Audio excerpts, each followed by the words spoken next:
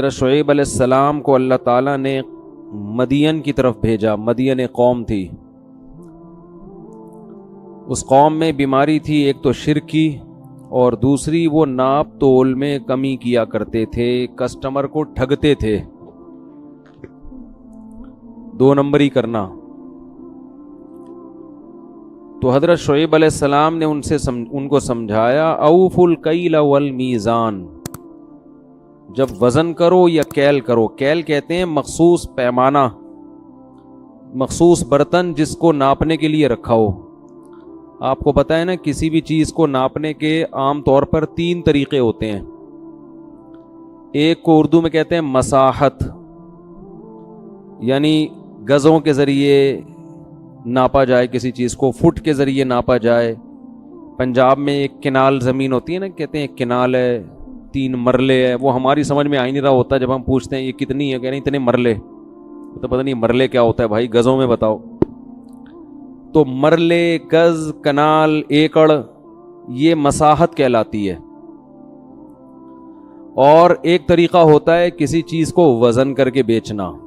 ہم جب دکاندار کے پاس جاتے ہیں, بھئی اتنے کلو گوشت دے دو, اتنے کلو ٹماٹر دے دو, تو یہ بھی ایک طریقہ ہے. ایک طریقہ ناپنے کا ہوتا ہے کیل, مخصوص برتن ہوتے ہیں کہ اس برتن میں جتنا آ جائے, چاہے وزن اس کا کچھ بھی ہو. جیسے لیٹر, 1.5 لیٹر والی بوتل, 1.5 litre petrol, 1.5 litre, 2 litre diesel. اب وہ کیا ہوتا ہے, ایک مخصوص برتن میں جتنا ڈیزل آ جائے اس کو ہم کیا کہتے ہیں کہ یہ 1 لیٹر ہے یا 2 لیٹر ہے. تو اس کو عربی میں کیل کہتے ہیں. کیل مخصوص برتن پہلے عربوں میں ہوا کرتے تھے. عرب میں آٹا, دال, چاول تول کر نہیں بیچے جاتے تھے, مخصوص برتن ہوتے تھے. صاع, 1 صاع, آدھا صاع, وہ خاص برتن میں جتنا آٹا آ جائے. کھجور بھی ایسے ہی بکتی تھی. اس کو کہتے ہیں کیل. اور ایک طریقہ ہوتا ہے عدد, جیسے بھائی اتنے درجن کیلے, اتنے درجن انڈے, یہ عدد ہے نا. تو یہ 4 طریقے ہوتے ہیں عام طور پر پیمانہ کرنے کے. تو ان 4 طریقوں میں یہ لوگ ڈنڈی مارا کرتے تھے, خاص طور پر کیل میں اور وزن میں.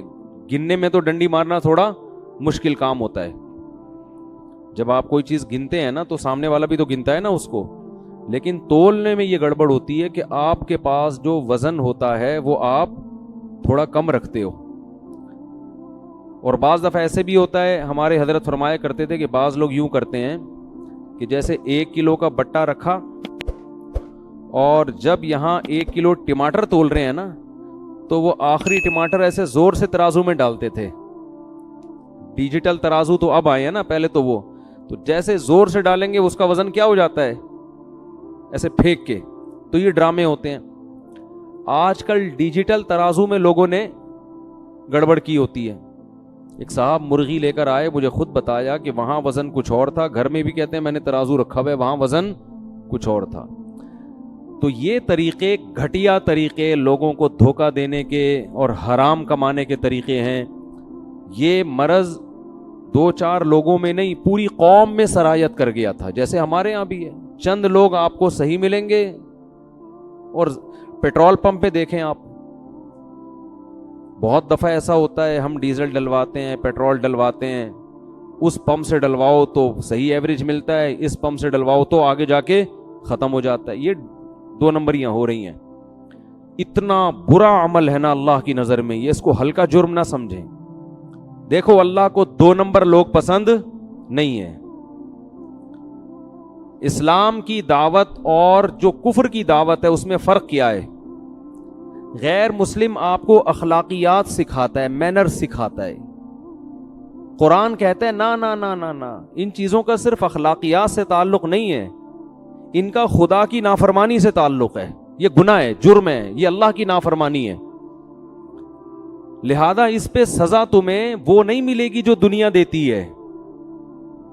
دیکھو اگر میں کہیں سے آلو خریدتا ہوں, اس کو خوب اچھی طرح سمجھیں, اسلام میں اور غیر مسلم میں فرق کیا ہے. میں اگر کہیں سے آلو خریدتا ہوں, اس نے 20 روپے کے 100 روپے کے آلو میں 1 کم ڈال دیا اس نے, میں کیا کروں گا جا کے؟ تھوڑا سا برا بلا کہہ کے واپس آ جاؤں گا کیونکہ اس نے مجھے ایک آلو کا نقصان پہنچایا ہے. یہی ہوگا نا. اللہ کہتا ہے نہیں, ویل للمطففین, تباہی ہے ان لوگوں کے لیے جو ناپ تول میں کمی کرتے ہیں. الذین اذا اکتالوا علی الناس یستوفون, جب حق لینے کی باری آتی ہے تو پورا پورا وصول کرتے ہیں, دینے کی باری آتی ہے تو ڈنڈی مارتے ہیں. الا یظن اولئک انہم مبعوثون, انہیں پتہ نہیں ہے کہ آخرت میں ان کو اس جرم کا اللہ کے سامنے حساب دینا ہے.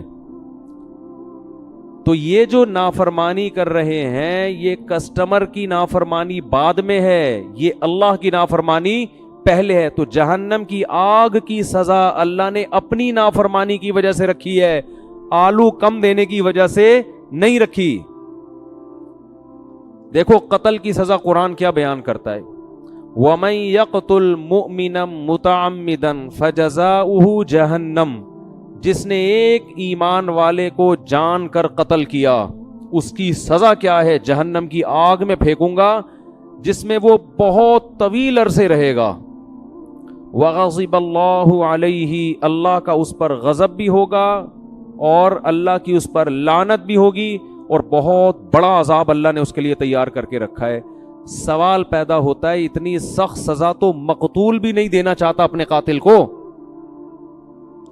بھائی اگر مقتول کو زندگی دی جائے اور کہا جائے اس نے تمہیں قتل کیا تھا تو تم کیا سزا, وہ کہے گا عمر قید میں ڈال دو, اس کو بھی قتل کر دو, یہی کہے گا نا, اس سے اتنے پیسے لے لو. وہ یہ کبھی نہیں چاہے گا کہ اس کو ایک طویل عرصے کے لیے آگ میں بولو پھینک دیا جائے. تو مذہب یہ کہتا ہے کہ تم نے لوگوں کے حقوق ادا کرنے ہیں اللہ کے کا حق سمجھ کے, لوگوں کا حق سمجھ کے نہیں, بلکہ کس کا حق, بولو اللہ کا حق سمجھ کے. جو لوگ زکوٰۃ نہیں دیتے, قرآن کہتا ہے یکنزون الذهب والفضة ولا ينفقونها في سبيل الله فبشرهم بعذاب أليم یوم یحمى علیہا فی نار جہنم فتکوی بہا جباہہم وجنوبہم وظہورہم. سونے چاندی کے ڈھیر رکھے ہوئے ہیں نا گھروں میں, خواتین کے پاس کتنا زیور ہوتا ہے, بہت سی خواتین کا زکوٰۃ نکالتے ہوئے جان نکلتی ہے. ارے اتنی زکوٰۃ, ارے اتنی کہاں سے دیں, جس خدا نے تمہیں اتنا نوازا ہے. زکوٰۃ وہی نکالتا ہے جس کے پاس اضافی ضرورت سے زائد چیزیں ہوتی ہیں. سال میں ایک دفعہ اللہ تم سے تھوڑے سے پیسے مانگ رہا ہے, خوش دلی سے دینا چاہیے. اے اللہ اتنا کہ ہم تو ڈبل دیں گے. کیسے, میں دیکھتا ہوں بعض خواتین کو پیشانی پہ لکیریں, یہ کیسے نکالیں بھائی, کیسے, یہ تو بہت زیادہ ہو گیا.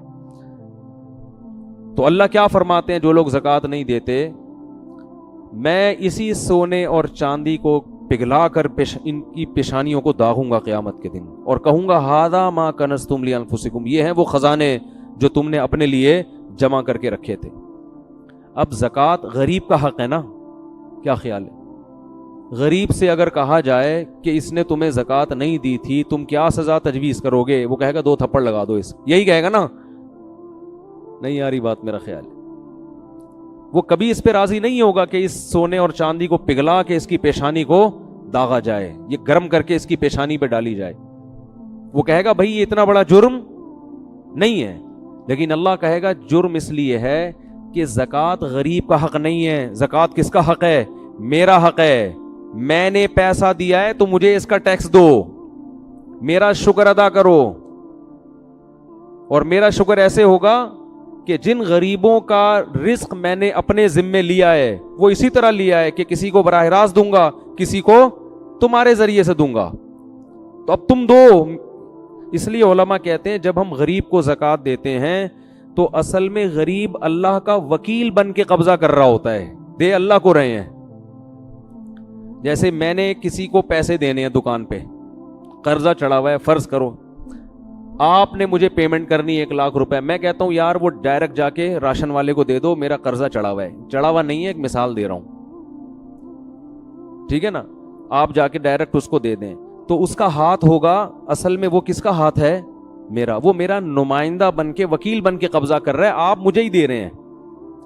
ورنہ آپ کو اس سے کیا واسطہ, وہ کون ہے, آپ کا راشن سے کیا تعلق بھائی.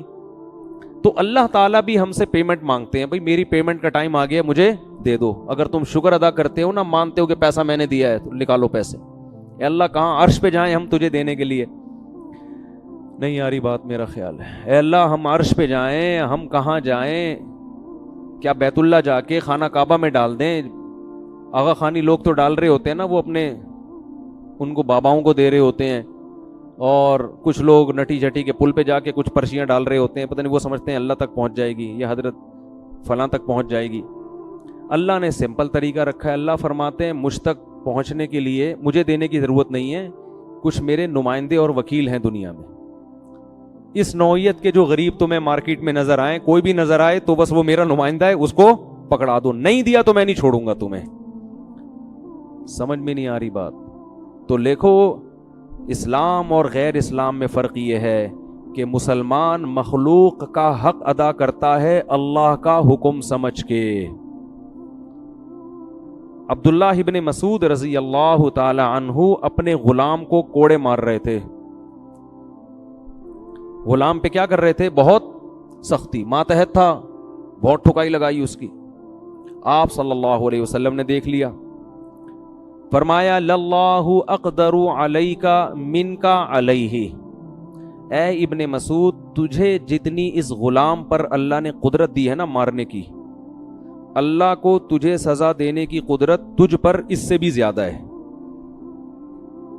اب دیکھو اللہ کیوں سزا دے رہا ہے؟ بھائی غلام کو اگر کوئی زیادہ زیادہ مارے گا تو گورنمنٹ سزا دے گی نا, کہ بھائی جتنا اضافی مارا ہے تو آپ کو بھی اتنی. وَجَزَاءُ سَيِّئَةٍ سَيِّئَةٌ مِثْلُهَا, قرآن کہہ رہے جیسی برائی ہے اسی کے بقدر بدلہ ہے. تو 3 کوڑے مارے تو 3 کوڑے لگ جائیں. ایسا ہی ہونا دنیا کا, یہی اصول ہے نا. ارے کسی نے آپ کے ایک تھپڑ مارا تو قرآن آپ کو اجازت دیتا ہے کہ جتنی اسپیڈ سے مارا ہے اتنی اسپیڈ سے آپ بھی اس کے رکھ دیں, وہاں پہ لے جا. اجازت دی ہے قرآن نے. بہتر ہے کہ معاف کر دیں, لیکن اگر مارنا چاہتے ہیں تو ایک مارا ہے تو پھر 2 مارنے کی آپ کو اجازت نہیں ہے. جتنی انگلیاں اس کی چھپی ہیں اتنی ہی اسپیڈ سے آپ نے بھی وہاں کیا کر دینی ہے, چھاپ دینی. ٹھیک ہے نا؟ ایسے نہیں مارنا کہ کل وہ اخبار میں آ جائے. وہ حضرت موسیٰ علیہ السلام نے جو مکہ مارا تھا نا, جس پہ بندہ اخبار میں آ گیا تھا, وہ ان کی نیت تھی نہیں, اس کی قسمت تھی کہ وہ اگلے دن اس کا نام, پہلی سرخی تھی یہی کہ حضرات فلاں جگہ پر ایک فرعونی کی لاش ملی ہے, سمجھ میں نہیں آ رہا کہ وہ مرا کیسے ہے. تو آپ کو اجازت دی ہے, لیکن اللہ کیا سزا دے رہا ہے؟ عبداللہ بن مسعود رضی اللہ تعالی عنہ کو نبی نے فرمایا, حضرت عبداللہ بن مسعود نے نا وہ آزاد کر دیا غلام کفارے کے طور پر, کہ جو میں نے زیادہ اس پہ زیادتی ہو گئی ہے تو اس کا کفارہ کیا ہے, آزاد ہو جائے. تو آپ نے کیا فرمایا, اگر تم اس کو آزاد نہ کرتے تو جہنم کی آگ تمہیں چھوتی, آگ کا کچھ نہ کچھ حصہ پہنچتا تمہیں جو تم نے اس پہ اس کے ساتھ زیادتی کی ہے. تو اب دیکھو یہی بات ہے کہ غلام پر ظلم یا زیادتی کرنا یا ماتحتوں پہ ظلم زیادتی کرنا, ایک نوعیت تو اس کی یہ ہے کہ وہ آپ کا غلام ہے, ایک نوعیت کیا ہے, وہ اللہ کا بندہ ہے اور اللہ نے آپ پر پابندی لگائی ہوئی ہے. لہذا پنشمنٹ کس کی طرف سے ہوگی؟ اللہ کی طرف سے. حکم دینے والا جب تبدیل ہوتا ہے تو حکم کی نوعیت کیا ہو جاتی ہے؟ چینج. ہر جرم ایک جیسا نہیں ہوتا. آپ کو آپ کا بھائی کہتا ہے پانی لے کر آؤ, بڑا بھائی کہتا ہے, آپ نہیں لاتے, یہ بھی جرم ہے. یار بڑا بھائی آپ سے 15 سال بڑا ہے اور آپ سے پانی منگوا رہا ہے اور آپ ڈھیٹ بن کے بیٹھے ہوئے ہو, لیکن آپ کا باپ بولتا ہے پانی لے کر آؤ, چھوٹا جرم ہے بڑا جرم ہے؟ حالانکہ ایک ہی جنس ہے نا, وہاں بھی پانی نہیں لے کر آئے اور یہاں بھی پانی نہیں لے کر آئے, لیکن آرڈر دینے والے کے آرڈر سے نوعیت میں فرق.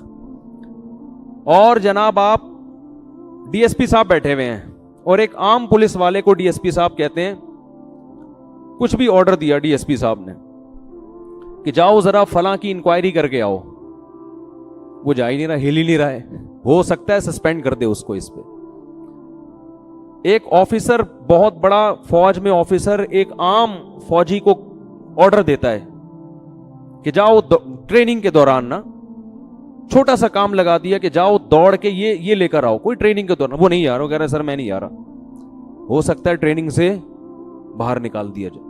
اب آپ کہیں یار میرے بھائی نے مجھے بولا تھا یہ لے کر آؤ، میں نہیں لے کر آیا تو اس نے تو گھر سے باہر نہیں نکالا. یہ آرمی کا عجیب سیٹ اپ ہے یار. مجھے آفیسر نے کہا یہ کرو، میں نہیں کر رہا، میرا کورٹ مارشل ہو گیا. بھائی نوعیت کیا ہو رہی ہے مختلف.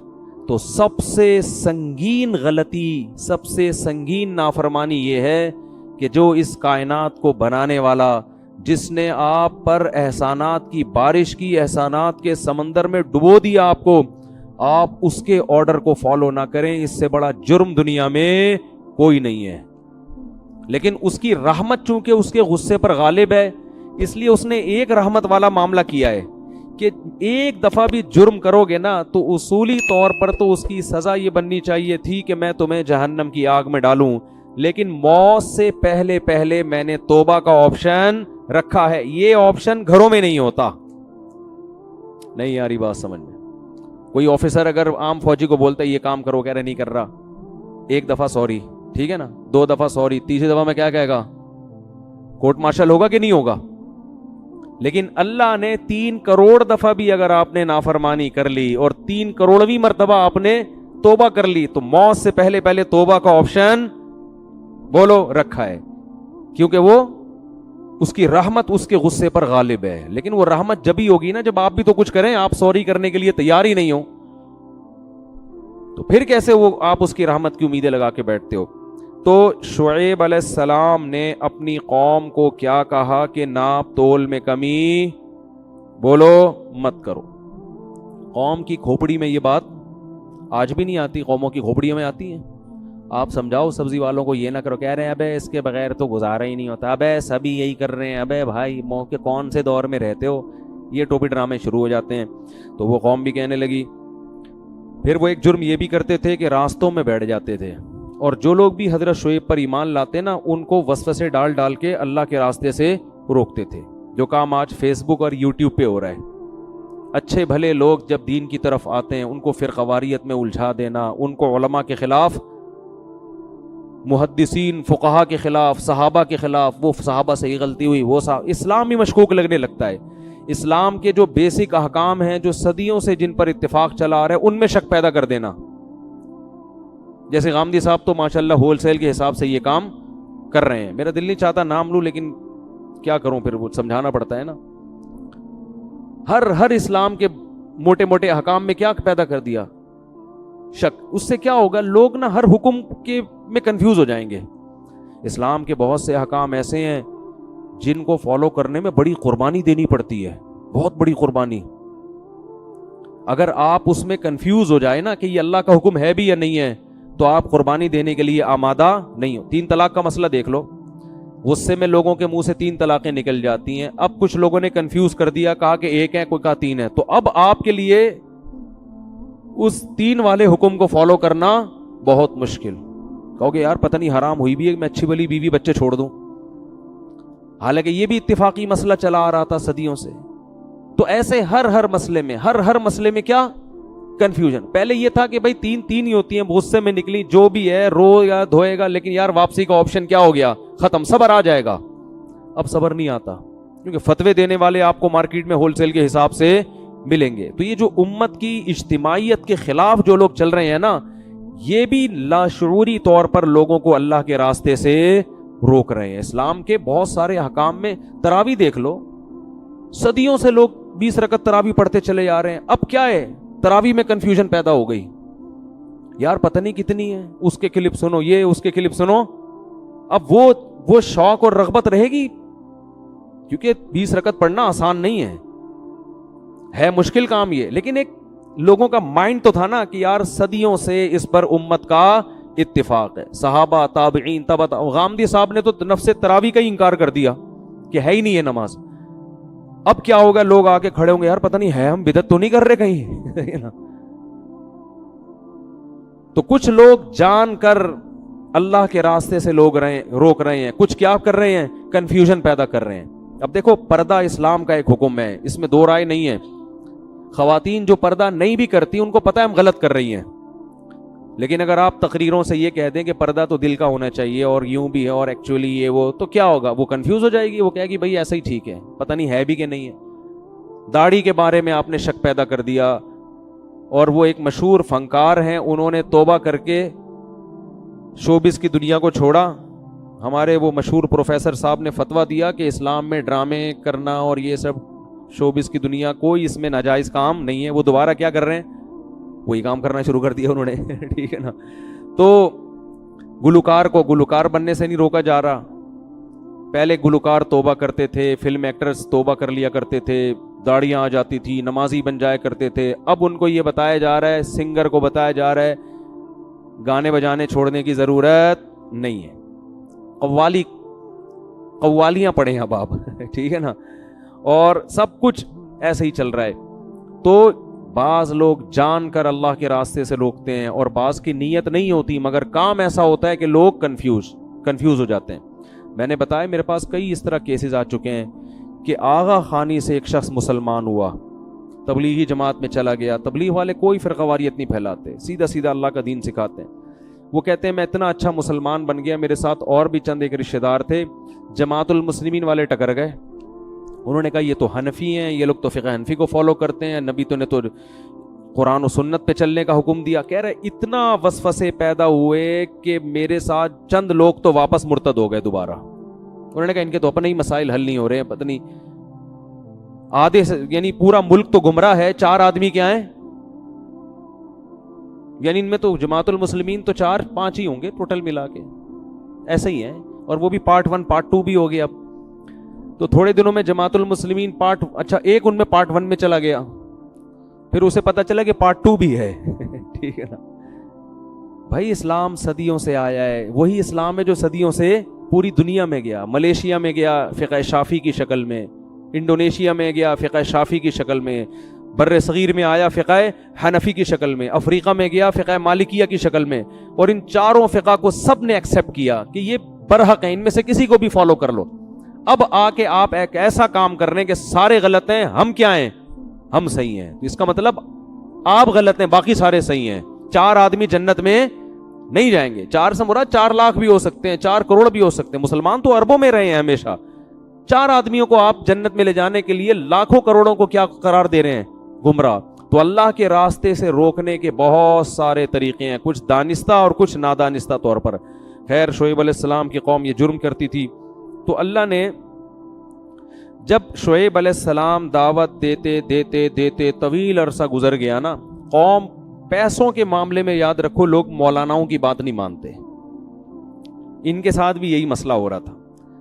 قرآن میں دوسرے مقام پر آتا ہے کہ اصلاتک تأمرک ان نترک ما یعبد آباؤنا ونفعل فی اموالنا ما نشاء. آپ کی نماز, آپ نماز پڑھیں شعیب علیہ السلام, ہم آپ کو نماز سے منع نہیں کرتے. ہماری تجارت میں آپ دخل اندازی مت کریں. پیسہ کیسے کمانا ہے یہ آپ کو نہیں پتا, یہ ہمیں پتا ہے. اب لوگ مولویوں سے تجارت کے مسائل نہیں پوچھتے. میں نے پچھلے سال نا تبلیغ کے کچھ اکابر تھے کیا ہیں, اللہ ان کی عمر میں برکت دے, پروگرام بنایا کہ ہم تاجروں کے لیے ورک شاپ کرواتے ہیں, ان کو تجارت کے مسائل سکھائیں گے. بڑے بڑے تاجروں سے میں نے رابطہ کیا, کسی نے لفٹ نہیں کرائی. میں نے ان بزرگ کو فون کیا, میں نے کہا لفٹ ہی نہیں کرا رہا کوئی. ویسے حضرت جی ہر وقت آگے پیچھے, مفتی صاحب ہمارے یہاں کب آئیں گے, ٹھیک ہے نا. اور نارملی بیان کے لیے بہت لوگ, انہوں نے کہا یہ جو تجارت کے مسائل کا لیبل ہے نا یہ بڑا خطرناک ہے. لوگ یہ سمجھتے ہیں مولانا لوگ ہماری تجارت میں کیا کر دیں گے, ٹانگ اڑا دیں گے, یہ حرام ہے, یہ ناجائز ہے. اچھا بھلا ابھی چل رہا ہے, چلنے دو, پتہ نہیں فیکٹری ہی نہ بند کروا دیں کہیں. یہ سمجھ میں نہیں آ رہی بات, حالانکہ ایسا بالکل بھی نہیں ہے. تو انہوں نے کہا ٹیکنیکل طریقے سے آپ ان کو یہ نہیں بتائیں کہ ہم تجارت کے مسائل بتا رہے ہیں, یہ مسائل کے لفظ سے ڈریں گے. ان کو یہ بتائیں ہم تجارت کے فضائل کی ورکشاپ کروا رہے ہیں. صحیح ہے نا, اسلام میں تجارت کے فضائل بھی ہیں نا. لیبل فضائل کا ہو, جیسے وہ لیبل ہوتا ہے امت کے اتحاد کا, کام کیا ہو رہا ہے, آگ لگانے کا. وہ بزرگ نے یہ لکھا, وہ بزرگ نے یہ لکھا, امت کو میں جوڑ رہا ہوں. ابھی عجیب طریقے سے جوڑ رہا ہے بھائی. تو میں لوگوں سے کہتا ہوں نا, آپ نے اپنے تمام رشتہ داروں کو گھر میں بلایا, دعوت دی, سب آ کے بیٹھ گئے, پھر آپ نے سب کے عیب نکالنا شروع کیے. میرے ماموں اس دن یہ کر رہے تھے, میرے چاچو اس دن یہ کر رہے تھے, تیرے پپا نے یہ کیا. اب جب سب میں آگ لگ گئی, کیا کر رہا ہے, کہہ رہے میں رشتہ داروں میں جوڑ پیدا کر رہا ہوں, فرقہ واریت کو ختم کر رہا ہوں. تو ہم کیا لگائیں گے؟ لیبل فضائل کا. ان کو بتاتے رہیں گے بھائی یہ حرام ہے، یہ ناجائز ہے. لیکن صحیح عالم کیا کرتا ہے؟ وہ یہ نہیں کہتا کہ صرف کہ یہ حرام ہے، بلکہ وہ اس کا آلٹرنیٹ بتاتا ہے. بھائی یہ ناجائز ہے لیکن یوں کر لو تو آپ کا پروفٹ بھی کم نہیں ہوگا، لیکن یہ تجارت کیا ہو جائے گی؟ جائز ہو جائے گی. لیکن لوگ بڑے ڈرتے ہیں، وہ کہتے ہیں مفتیوں کے سر پہ سینگ لگے ہوئے، یہ ٹکر ماریں گے ہمیں، ہمارا اچھا بھلا کام چل رہا ہے، دھندا چل رہا ہے، اس کا بیڑا غلط کر دیں گے. لیکن بہرحال اچھے لوگ بھی دنیا میں موجود ہیں. بہت سے تاجر پوچھتے ہیں. اب ایک پرسوں چند دن پہلے تاجر کا فون آیا کہ میرا کنٹینر آ رہا ہے، 20 لاکھ کا کنٹینر ہے، میں نے 25 میں فروخت کر دیا ہے آگے، حالانکہ کنٹینر ابھی پورٹ سے لگا نہیں ہے. بھائی یہ تو جائز نہیں ہے. نبی صلی اللہ علیہ وسلم کی صحیح حدیث ہے، کوئی بھی چیز قبضے میں لیے بغیر آپ آگے نہیں بیچ سکتے. اب میں صرف اتنا کہہ دیتا جائز ہے، وہ کہتے ہیں ابے یار یہ 5 لاکھ کا اچھا بھلا پروفٹ کیا ہو گیا؟ تیل ہو گیا. اب تو ہم کر ہی نہیں سکتے، سارے تاجر پہلے سے ہی کر رہے ہیں یہ سب کچھ. تو آلٹرنیٹ بتا دیتا ہے آدمی. بھائی آپ ایسا کریں، کنٹینر ابھی لگا نہیں ہے، آپ بیچیں نہیں، بیچنے کا وعدہ کر لیں. سمجھ میں آ رہی ہے بات؟ کیا کر لیں؟ بیچیں نہیں نا، بیچنے کا کیا کر لیں؟ وعدہ کر لیں. بکنگ کے پیسے لے لیں ایڈوانس، بے شک 25 لاکھ ایڈوانس لے لیں، کہیں ابھی میں نے بیچا نہیں ہے، یہ صراحت کریں. کنٹینر پہلے لگے گا، میرے قبضے میں آئے گا، اس کے بعد میں آپ کو بیچوں گا، اور اس وقت آپ کو یہ حق حاصل ہوگا کہ آپ خریدنے سے انکار کر دیں، کیونکہ ابھی بیچا ہے نہیں. انکار کریں گے آپ کو آپ کی پیمنٹ واپس مل جائے گی. لیکن عام طور پر ایسے موقع پہ کوئی انکار کرتا ہے نہیں. سمجھتے ہو کہ نہیں سمجھتے ہو؟ تو ایک چیز قبضے میں ہے نہیں، ایسے بیچ در یہ تو ایک قسم کا سٹا ہے یہ. اور یہی ہو رہا ہے فوریکس ٹریڈنگ میں، یہی ہو رہا ہے نا. آپ دیکھو جو انٹرنیٹ پہ ٹریڈنگ ہو رہی ہے زیادہ تر، تو قبضے میں لائے بغیر چیز بیچ نہیں سکتے. ہاں پلاٹ ایسی چیز ہے جو اگر آپ نے خرید لیا تو قبضہ کیے بغیر بھی بیچ سکتے ہیں. سمجھتے ہو کہ نہیں سمجھتے ہو؟ تو پلاٹوں کی فائل ہیں تو ادھر ادھر، لیکن اس میں بھی یہ ضروری ہے کہ خریدا ہو، آپ کی ملکیت میں آ گیا ہو، اور یہ پتا ہو کہ ہے کہاں. اب یہ مسائل کا پورا سیشن شروع ہو جائے گا، پھر میں آگے چلتا ہوں. یہ تو واعظ و نصیحت کی باتیں ہیں نا. تو خرید و فروخت کے اسلام کا ایک نظام ہے، آپ نے اس نظام کو فالو کرنا ہے. ہم انگریز نہیں ہیں کہ جیسے چاہیں تجارت کریں. وہ تو کرتے رہتے ہیں، پتہ نہیں کیا کیا چیزیں نکال رہے ہوتے ہیں. 4 آدمی کو تم یہ بیچو تو وہ آگے ہر 4 میں سے ہر ایک آگے 4 کو بیچے گا، تو ان کا بھی پروفٹ تمہیں ان کا تجھے کس کھاتے میں مل رہا ہے ان کا پروفٹ ہے بھائی. ایک دفعہ ہمارے پاس ایک صاحب آئے، ہمارے استاذ بھی بیٹھے ہوئے تھے، کہنے لگے کہ ہم نے یہ جوسر مشین بنائی ہے، ایکچولی نہیں بلکہ ایک میڈیسن تھی، کوئی وٹامن کی تھی، کوئی ایک جنرل جو ہوتی ہے نا، ایک عام جو لوگ عام طور پہ استعمال کرتے ہیں. کہا ہم یہ اس طرح سے بزنس کر رہے ہیں کہ ہم یہ بیچیں گے جتنوں کو بھی، ان کو ہم یہ سہولت دیں گے کہ آپ نے بھی آگے 10 آدمیوں کو بیچنی ہے، پھر وہ 10 میں سے ہر ایک 10 کو، تو ان میں سے ہر ایک کا کمیشن ان 5 کو ملے گا. اب اس کی وجہ سے اس میڈیسن کی جو مارکیٹ ویلیو سے زیادہ ویلیو پہ بیچ رہے ہیں، وہ ظاہر ہے نارمل ویلیو پہ بیچنے کے لیے اس تکلف کی ضرورت تھوڑی ہے. میرے ذمے ہمارے استاذ نے لگایا ہوا تھا، ان کم بختوں کو سمجھو یہ کر کے آ رہے ہیں معذرت کے ساتھ. تو میں ان کے آفس میں چلا گیا، ان کی پریزنٹیشن جو بھی تھی نا وہ سن کر آیا میں. تو پتہ یہ چلا کہ یہ جو میڈیسن کی قیمت اتنی ہے، اضافی قیمت جو بندہ دے رہا ہے نا، وہ صرف اس چکر میں دے رہا ہے کہ آگے میں 10 آدمیوں کو یہ پہنا دوں گا اور یہ میرے پیسے کور ہو جائیں گے. اگر یہ 10 کو نہیں پہنا سکا تو یہ پیسے کور نہیں ہوں گے. تو یہ جائز طریقہ نہیں ہے. لیکن وہ پتہ نہیں فتوے بھی آپ ہر جگہ سے آج کل مل جاتے ہیں، کہیں سے ٹھپے وپے لگا کے لائے ہوئے تھے حلال ہے. تو ہمارے استاذ نے ان کو ڈانٹا کہ اگر یہ اتنی بہترین دوا ہے تو کم بختوں تو میں کہہ رہا ہوں، جا کے انسان کے بچوں کی طرح میڈیکل اسٹور پہ کیوں نہیں رکھوا دیتے اس کو بھائی؟ اس کی آپ پبلسٹی کریں، اس کی ایڈورٹائزمنٹ کریں، بتائیں بھائی اتنی مفید چیز ہے، لوگ خریدیں. ان کو پتہ ہے لوگ اس طرح سے نہیں خریدیں گے، اور اس کا نقصان ان کو ہوگا جو آخر میں رہ جائیں گے، جن سے خریدنے والا کوئی بھی نہیں ہوگا. یہ چین چلتی ہے ایسے. تو یہ ناجائز ہے. تو سیدھی طریقے سے انسان کے بچوں کی طرح پیسہ کماؤ میرے بھائی. جیسے ساری دنیا یہ گورے جو ہے نا کھوپڑی لڑاتے رہتے ہیں، کسی طرح سے پیسہ ہم اپنے پاس سمیٹیں، اس میں لوگ کروڑ پتی بن گئے ہیں بیٹھے بیٹھے. اب آپ نے وہ جوسر مشین یا میڈیسن 10 کو بکوا دی اور آپ آرام سے بیٹھ گئے، وہ 10 आगे 100 को, वो 100 से आगे 1000, आप बैठे बैठे नोट छापते रहते हो फ्री फोकट में, और फिर आपको कंपनी इतनी सहूलतें देती है और ये और वो, और आपको फिर जब मुफ्ती कहेगा ये हराम है तो इतना पैसा फ्री फोकट में बैठा बैठा मुफ्ती साहब के मुंह से हराम कहता हुआ अच्छा नहीं लगता। पैसे की तो बड़ा नशा होता है, लत पड़ जाती मेरे भाई। चर्स और हीरोइन की लत से ज्यादा ये लत है। और पैसे की मोहब्बत खत्म करने का सिर्फ और सिर्फ एक तरीका है, दुनिया को मुसाफिर खाना समझे, W11 समझे। ओ भाई लटक के चले जाएंगे, रूखी सूखी खा लेंगे, जगह ना मिली छत पे बैठ के चले जाएंगे, हमने तो लांडी पे उतर जाना है, हमने कौन सा यहाँ बैठे रहना है। पैसे होंगे एंजॉय करेंगे, नहीं होंगे तो लटक के सफर करेंगे, ये भी एंजॉय करेंगे। पैसे होंगे पराठे खाएंगे, अंडे पराठे खाएंगे, नहीं होंगे सूखी रोटी चाय में डुबो के खाएंगे, 4 दिन में उसकी भी आदत हो जाती है, कोई टेंशन लेने की बात नहीं है। घर मिलेगा सोएंगे, नहीं तो फुटपाथ पे मंजी डाल के सो जाएंगे। और मंजी का फायदा इतना ज्यादा है, मैंने एक बयान किया था कि बेड पे सोने में नुकसान है, बेड में नीचे से हवा नहीं लगती, मंजी डाल के चारपाई डाल के सोएंगे ना तो उसमें नीचे से भी हवा लगती है, ये बहुत बड़ा फायदा है। तो पैसे को ज्यादा अपना बाप मत बनाओ, ये कुछ भी नहीं है, मिल जाए अल्लाह की नेमत है, नहीं तो कोई टेंशन वाली बात नहीं है। निकालो इसको दिल से, इस गटर को। ऐसा नोटों पे मर रहे हैं यार, इंसान तुम्हें अल्लाह ने बनाया, तुम चीजों पे मरते हो, मिट्टी की बनी हुई चीजों पे। तबलीग वाले कहते हैं ना गश के दौरान, ये खड़ी मिट्टी और ये क्या है, पड़ी मिट्टी। लोग कहते हैं बीवी बच्चे टेंशन देंगे जब पैसा कम हो जाएगा, तो बीवी बच्चों को बोलो भाई इसी में गुजारा करना है करो, नहीं तो पतली गली से निकलो। बीवी बच्चों की भी ज्यादा टेंशन ना लो, ये बीवी और बच्चे भी मुसाफिर खाना में मिले हुए हैं आपको, ये कौन सा हमेशा रहेंगे। नहीं आ रही बात, मेरा ख्याल है समझ में। तो किसी चीज को अपने ऊपर मुसल्लत करने की जरूरत नहीं है। गुर्बत में अगर बीवी भाग जाए ना आपकी, तो इसका मतलब ये अच्छी बीवी थी नहीं। मेरे पास लोग आते हैं, किसी के मैं राज फाश नहीं कर रहा, बहुत लोग आते हैं, पैसा था तो बेगम हमारे साथ थी, अब मैं गरीब हो गया हूं, जॉब छूट गई है, बेगम क्या हो गई है, भाग गई। वो मेरे पास आते हैं कि मैं उनको तावीज बताऊं कि वापस आ जाए। मैं उनसे कहता हूं शुक्र अदा करो, बेवफा औरत भाग गई है, आजमाइश में पता चलता है। मैंने कहा अब अगर पैसा आए इसको वापस मत लाना।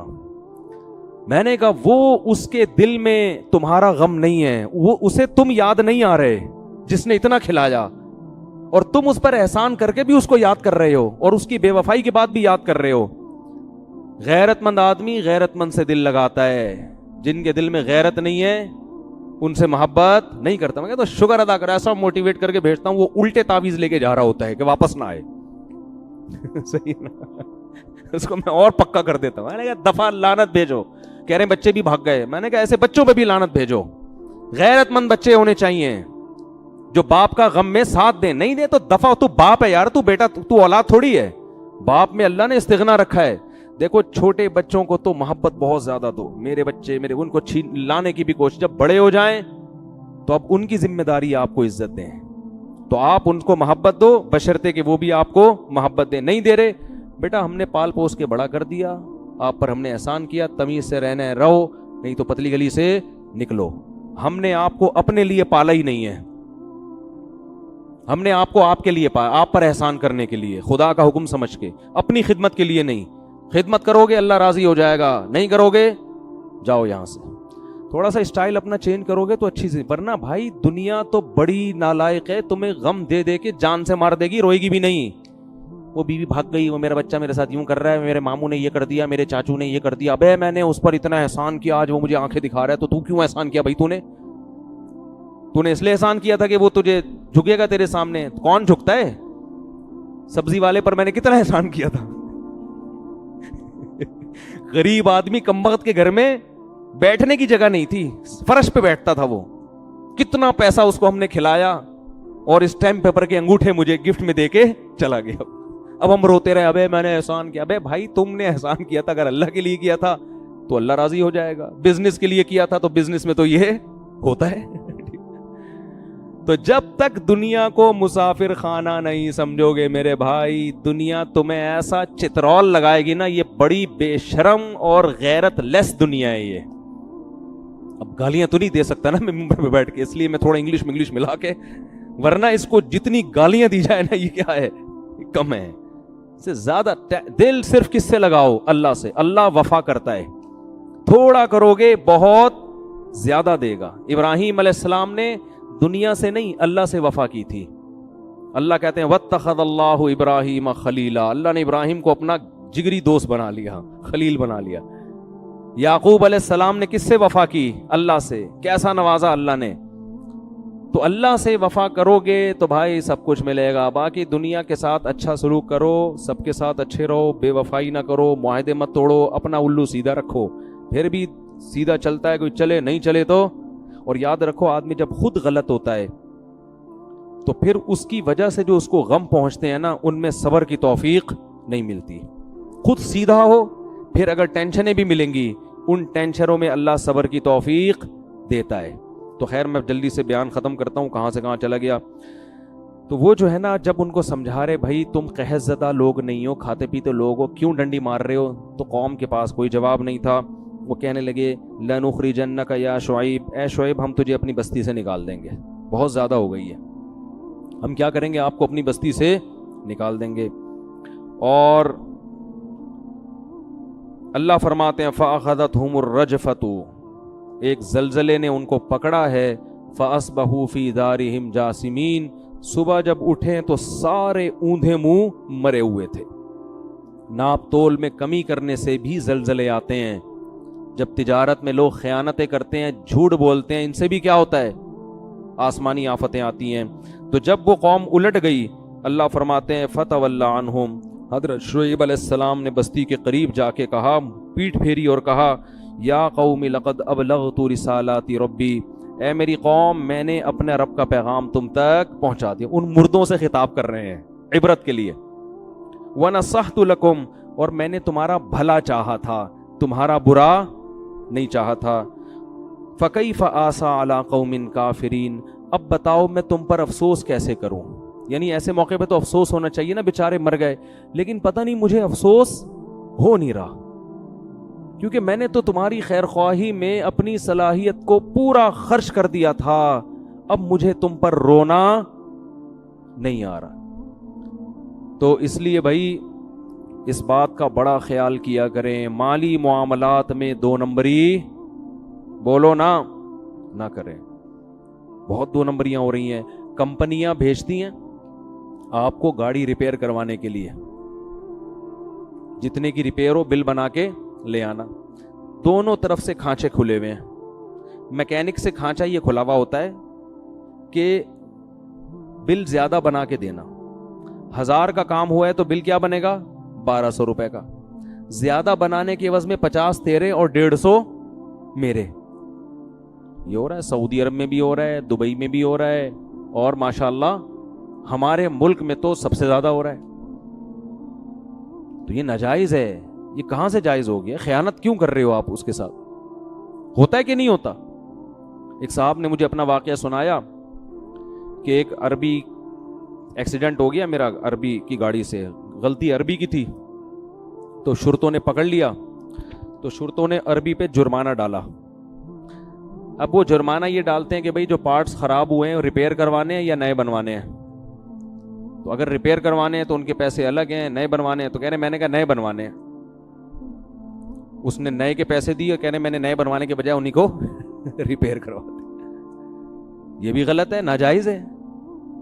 سمجھ میں آ رہی ہے بات؟ کیونکہ قرآن کہہ رہے وَجَزَاءُ سَیِّئَةٍ سَیِّئَةٌ مِثْلُهَا, جس نے برائی کی ہے نا تو تم اس سے اتنا بدلہ لے سکتے ہو کہ اس برائی کی تلافی ہو جائے. تو تلافی ریپیئرنگ میں ہو رہی ہے تو نئے پارٹ ڈالنے کی آپ کو کیا ضرورت؟ اور اگر آپ سمجھتے ہو کہ نئے پارٹس ڈالے بغیر تلافی نہیں ہوگی تو آپ سچ کیوں نہیں بول رہے اس کے ساتھ؟ تو ہر جگہ چونا لگایا جا رہا ہے, ہر جگہ دو نمبری, ہر جگہ پیسوں میں خیانت. کوئی کسی کا حق دینے کے لیے تیار نہیں ہے. اللہ کو سخی لوگ پسند ہے. پیسہ ایسے خرچ کیا کرو, ایسے اڑایا کرو, مزہ نہ آئے پیسے واپس. اچھا لگتا ہے آدمی, گھر میں بھی اچھا لگتا ہے, بیوی کو بھی اچھا لگے گا, بچوں کو بھی اچھا لگے گا, دوستوں کو بھی اچھا لگے گا, اللہ کو بھی اچھا لگے گا. ایسے بیٹھے ہوئے ہوتے ہیں نا, اتنے اکاؤنٹ میں پیسے رکھ کے وہ جمع کیے ہوئے, ویسے دیکھتے رہتے ہیں اتنے کروڑ ہو گئے, اتنے کروڑ. ابے نکال کے خرچ کرو یار, کھاؤ, خریدو, کچھ بھی خرید کے بیچو. بزنس کے لیے نکال لو, رکھو نہیں, یہ رکھنے والی چیز نہیں ہے. ہاں اتنا نہ کرو کہ کل دوسروں سے بھیک مانگنی پڑے, اپنی بنیادی ضرورتوں کو پورا کرنا چاہیے پہلے انسان کو. لیکن اللہ کو سخی آدمی پسند ہے, اللہ بھی سخی ہے.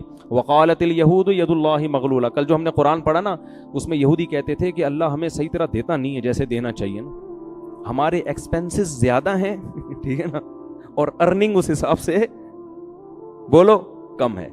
جبکہ ہم نے علماء سے سنا ہے, بڑے غریب غریب علماء سے بھی ہم نے سنا, کہتے ہیں میرے جتنے خرچے ہیں نا اللہ مجھے اس سے کئی گنا زیادہ دیتا ہے.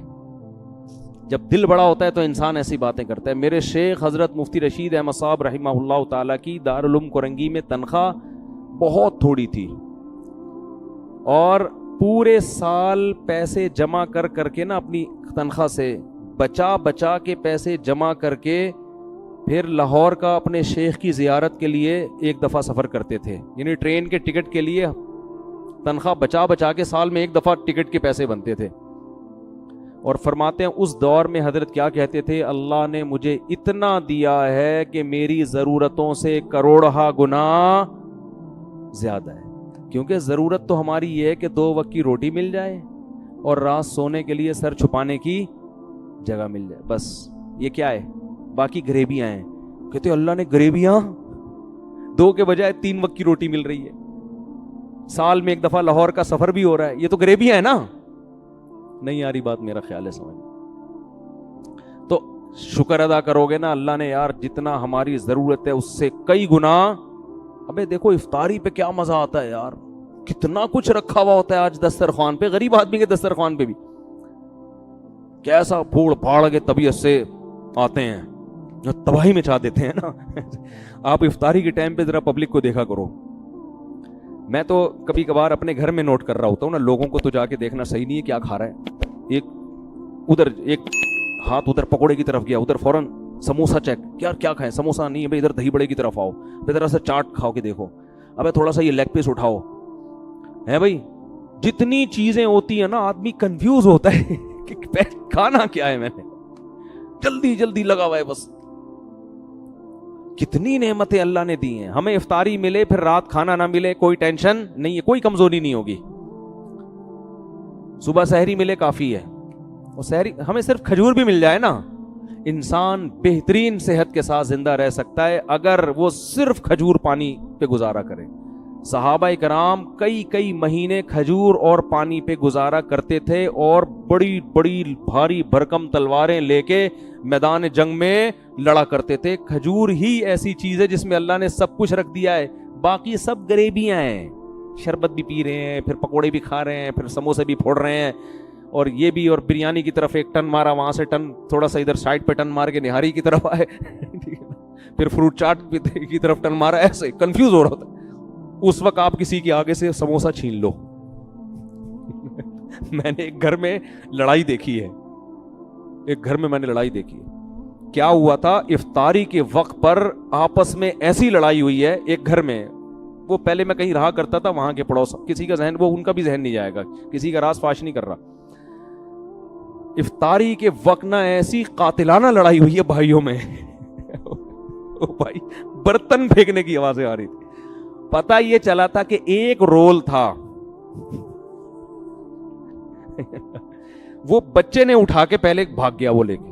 اس پہ بڑے بھائی کو غصہ آیا کہ دوسرے بھائی پہ کہا کہ تیرا بچے کو اتنی تمیز نہیں ہے کہ بڑے بیٹھے ہوئے ہیں اور افطاری کے ٹائم پہ یہ رول اٹھا کے بھاگ گیا. تو کہیں اس نے تھپڑ مار دیا ہوگا. بھائی نے کہا کہ ایک رول پہ تم نے اس کو تھپڑ مارا ہے.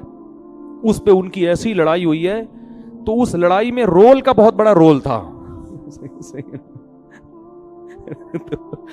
افطاری کے وقت جس سپیڈ سے کھا رہے ہوتے ہیں نا, اب دیکھو کوئی سموسوں کی طرف آ رہا ہے اور آپ وہ پلیٹ اپنی طرف کھینچ لو, پھر دیکھو اس کا میٹر چارٹ ہوگا کہ نہیں ہوگا.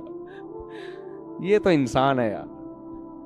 تو صرف کھجور ایک ایسی چیز ہے جس میں اللہ نے بے پناہ طاقت رکھی ہے. نبی صلی اللہ علیہ وسلم نے فرمایا, جس گھر میں کھجور نہیں ہے فأہلہ جیاع, وہ گھر والے بھوکے ہیں. اس لیے میرا اپنا معمول ہے, گھر کے فریج میں جب سے میں نے یہ حدیث سنی ہے نا, کوشش کرتا ہوں کھجور کا ایک دانہ بھی اگر ہے نا تو وہ رہے. ہر وقت گھر میں کیا ہونا, کھجور لازمی ہونا چاہیے. سرکہ کو نبی صلی اللہ علیہ وسلم فرمایا نعم الادام الخل, سرکہ بہترین سالن ہے. لیکن یہ نہیں جو کمپنیاں بنا رہی ہیں, یہ پتہ نہیں کیا کیمیکل ڈال رہی ہیں, جو اوریجنل سچی مچی کا سرکہ ہو, جو پتہ نہیں کہاں ملتا ہے آج کل. ہم تو ترس گئے, کوئی خود ہی بنا لے یوٹیوب پہ سرچ کر کے تو شاید ہے, ورنہ وہ ہماری دادی بنایا کرتی تھی. ایک ہماری دادی بناتی تھی شلجم کا اچار, آہا ہا ہا. اب وہ بھی مارکیٹ میں اب کسی چیز پہ اعتماد ہی نہیں ہے.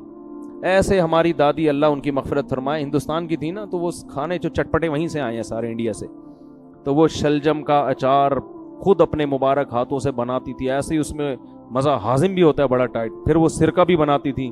اب نئی نسل کو تو پب جی کھیلنا آتا ہے, ان کو یہ کھانے بنانے نہیں آتے. ٹھیک ہے نا, تو وہ یہ چیزیں کیسی مزے کی چیزیں ہیں یار. ایسے شلجم کا اچار کہہ کے ہی بھوک بڑھنا شروع ہو گئی ہے. ٹھیک ہے نا, اس کا جو پانی بڑا مزے کا ہوتا ہے. تو سرکے کو نبی نے فرمایا بہترین سالن ہے. اچھا, یہ جو سرکہ یہ چیزیں نا, یہ ہلکی سی کھائی جاتی ہے. لوگ تجربے کر رہے ہوتے ہیں یوٹیوب پہ سرچ کر کے کہ جس نے 1 چمچ سرکہ نہار منہ پیا اس کو دل کے وال کھل جائیں گے. وہ بھائی یہ یوٹیوبرز کے دھوکوں میں مت آؤ, یہ تو پھینک رہے ہیں. خالی پیٹ جب 1 چمچ سرکہ پیو گے نا, دل کے وال تو کھلیں گے, آنتیں بھی کھل جائیں گی آپ کے ساتھ ساتھ. حقیقت بتا رہا ہوں میں, وہ تیزاب کی طرح ہوتا ہے, وہ جلا دے گا آنتوں کو جا کے. ایک صاحب نے یوٹیوب پہ سرچ کر کے نا گرم پانی میں صبح لیمن کا قہوہ پینا شروع کر دیا کہ اس سے ویٹ کم ہوتا ہے. ویٹ تو کم ہوا, لیکن کیا نقصان ہوا ہے کہ وہ جو معدے کی دیواریں ہوتی ہیں نا, اس میں تولیے کی طرح کی ہوتی ہیں, وہ دانے ختم ہونا شروع ہو گئے. کیونکہ وہ یہ بھی تو ایک تیزاب ہے نا, ایسڈ ہے لیمن. خالی پیٹ جا کے آپ کی دیواروں کو متاثر کر رہے ہیں معدے. تو یوٹیوب پہ نہیں چیزیں سرچ کر کے کھایا کریں کہ وہ موٹے ہونے کے لیے یہ کھا رہا ہے آدمی اور پتلا ہونے کے لیے. وہ پتلا تو ہو جاؤ گے آپ, لیکن بہت زیادہ سائیڈ ایفیکٹ ہوتے ہیں. پراپر جب تک کوئی ڈاکٹر نہ ہو, پراپر صحیح حکیم نہ ہو, اس وقت تک آپ خود سے یوٹیوب پہ سرچ کر کے اپنا علاج مت کریں. تو نبی نے کھجور کی تعریف بیان کی. تو سرکہ جو ہے نا خالص ہو, کھانے میں تھوڑا سا ایسے بھر کے نا اس کو کھانا شروع کر دیں, نقصان دیتا ہے. تو اللہ نے اتنی نعمتیں دی ہیں, حالانکہ ہماری ہر ضرورت کھجور سے پوری ہو جاتی ہے. صحابہ کی تو ساری ضرورتیں, اور ہمیں کھجور اچھی کیوں نہیں لگتی؟ اس لیے نہیں لگتی کہ بھئی بھوک نہیں لگتی ہمیں. ایک دفعہ طبیعت سے بھوکے ہو, پھر دیکھو تازہ کھجوریں جب سامنے آئیں گی نا, ان کو پھوڑنے میں مزہ نہ آئے, پیسے واپس. ہمارے نبی شدید بھوک میں, اتنی شدید بھوک تھی کہ اس بھوک نے آپ صلی اللہ علیہ وسلم کو گھر سے نکلنے پر مجبور کر دیا. ہم تو بھوک لگے بغیر کھاتے ہیں, اس لیے ان نعمتوں سے صحیح لذت حاصل نہیں کرتے. بھوک لگے پھر دیکھو. تو نبی گھر سے نکلے, بس یہ واقعہ سنا کے بیان ختم کرتا ہوں. حضرت ابو بکر بھی نکل گئے, انہوں نے کہا میں بھی بھوکا. حضرت عمر بھی نکل گئے, فرمایا میں بھی کیا ہوں, اتنی بھوک. تو ایک صحابی کے گھر پہ گئے, انہوں نے بلایا, انہوں نے کہا, اپنے باغ میں بلایا ان کو, کہا کہ اللہ کی قسم آج کے دن روئے زمین پر آپ سے اچھے مہمان اور مجھ سے بہتر میزبان کوئی بھی نہیں ہے, کہ مجھے سید الانبیاء ابو بکر عمر کی دعوت کا موقع ملا. تو ان کو لے گئے اپنے باغ میں, اور تر کھجوریں توڑ کے درخت سے ان کے سامنے رکھی, تازہ کھجوریں. ہر چیز تازہ کھایا کرو. گوشت بھی آج کل 1 مہینے پرانا فریج میں, بقرعید کے گوشت سے محرم کے حلیم بن رہے ہوتے ہیں. وہی کنجوسی والی بات ہے نا, کھاؤ پیو, کل اللہ اور کل دوبارہ بکرا کاٹ لینا یار. اللہ نے آج کل لوگوں کو وسائل دی ہیں. جو غریب آدمی ہے وہ پھر وہ جو ہے سبزی کھا لے, کیا خیال ہے, تازہ کھائے نا. اور چلو اللہ نے کسی کو غریب بنایا ہے, وہ اسٹور کر لے, لیکن جس کو اللہ نے دولت دی ہے وہ کیوں اسٹور کر رہا ہے؟ غریب اسٹور کرے, سمجھ میں آتا ہے. تو میں لاکھوں پتی لوگوں کو دیکھ رہا ہوں کہ فریج کا دروازہ کھولو نا, چیزیں گر رہی ہوتی ہے دھڑم دھڑم کر کے. تو کھجور ان کے سامنے لا کے رکھے آپ صلی اللہ علیہ وسلم کے سامنے. آپ صلی اللہ علیہ وسلم کتنی شدید بھوک میں کھجور کھائی, اور پھر کنویں کا تازہ پانی پیا. اور پھر آپ صلی اللہ علیہ وسلم نے فرمایا لَتُسْأَلُنَّ يَوْمَئِذٍ عَنِ النَّعِيمِ, ان نعمتوں کے بارے میں کل تم سے قیامت کے دن سوال ہوگا. کیسے شدید بھوک میں ہماری حالت خراب تھی, کیسی تازہ کھجوریں اور اس کے اوپر پانی. سمجھتے ہو کہ نہیں سمجھتے؟ تو بہت نعمتیں اللہ نے دی ہیں، اس لیے ہر وقت یہ نہیں کہ پیسے ہی نہیں ہے، میں یہ مرا جا رہا ہوں، میں یہ ہو رہا ہوں. اللہ کو یہ اسٹائل پسند نہیں ہے. یہ یہودیوں کا اسٹائل تھا کہ اللہ کے ہاتھ بندے میں پیسہ ہی نہیں دیتا. تو جبکہ علماء اور بزرگوں کا اسٹائل کیا ہوتا ہے؟ کھانے کو نہیں ہے پھر بھی کیا کہہ رہے ہیں؟ اللہ کا دیا بہت ہے، میری ضرورتوں سے اللہ نے بہت زیادہ مجھے عطا کیا ہے. تو اس میں پھر کیا ہوگا کہ حلال کماؤ گے، ناپ تول میں کمی نہیں کرو گے. جب آپ سمجھ رہے ہو مجھے زیادہ ملا ہوا ہے تو مجھے کیا ضرورت ہے ٹھگنے کی اور جھوٹ بولنے کی. اللہ تعالیٰ سمجھنے کی، عمل کی توفیق عطا فرمائے. وما علینا الا البلاغ.